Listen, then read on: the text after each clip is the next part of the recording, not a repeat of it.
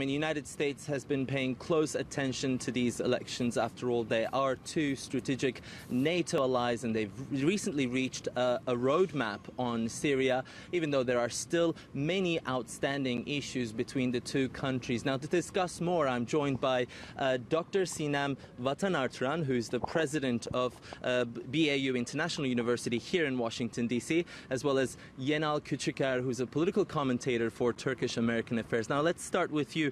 Dr.Sinem Vatanartiran, would this be now a new chapter for the bilateral relations?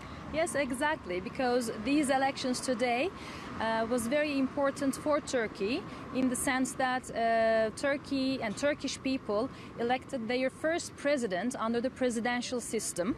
As you remember, the last referendum, the Turkish people decided to change their parliamentary system to a presidential system, and this was the first election to choose to elect the first president.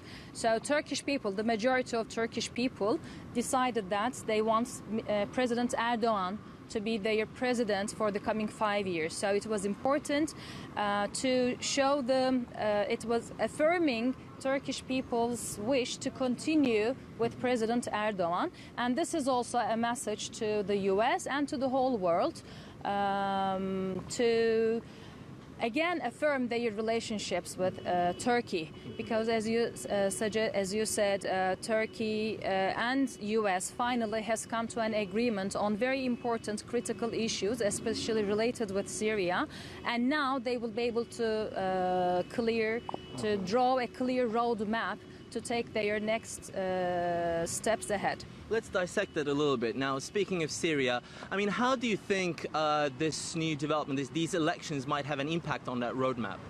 Well, as we all know, Foreign Minister Çavuşoğlu was recently here in Washington, D.C., met with his counterpart Secretary Pompeo. Now there's a roadmap, Manbij, there is an agreement, so both sides are working together. So there's some sort of alignment, which we haven't seen in the past 3-4 years, actually. So that's a positive development in the right step. Now there's a new parliament, new system in Turkey. The administration will continue. Foreign policy may change because we're going to see it's a different system now. AK Party will not be dominating. MHP may do things a little bit differently. But nevertheless, I think the alignment, the fact that both sides have agreed on all these things and they will continue to cooperate and work on these things, that's a positive development for the region, not just for U.S.-Turkey relations, but for Syria's future. But there are some sticking issues, isn't it? I mean, we're still seeing a lot of pressure coming from the Congress. Why is that happening? The Congress, as you know, is not improving, unfortunately, despite the strong alliance, as you said, of the two countries under the NATO.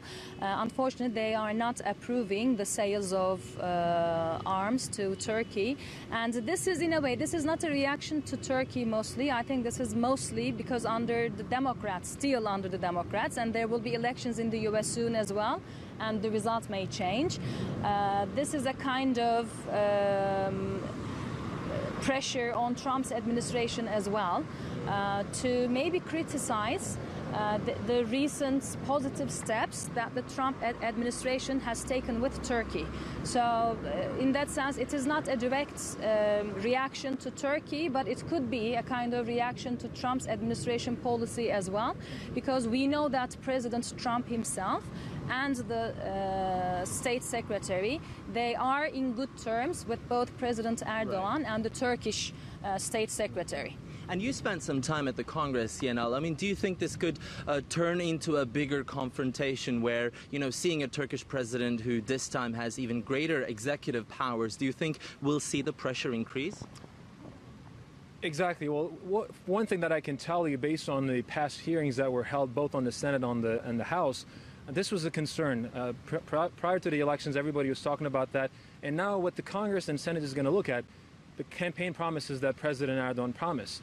What is going to happen with the developments in Turkey? Basically, will the emergency rule of law will be lifted? Some of the rights that were taken, you know, the jailed people. This is what they're going to be looking at. If there is no change in the short term, And Congress and both Senate will basically, they already indicated with F-35s, the legislation that was approved last week, this is a small signal, basically. If there's no improvement in the short term, I think they're going to dial this up and make things more difficult. Also, it's important to remember there's more elections coming up here in this country in November. It's the midterm elections. If right now it's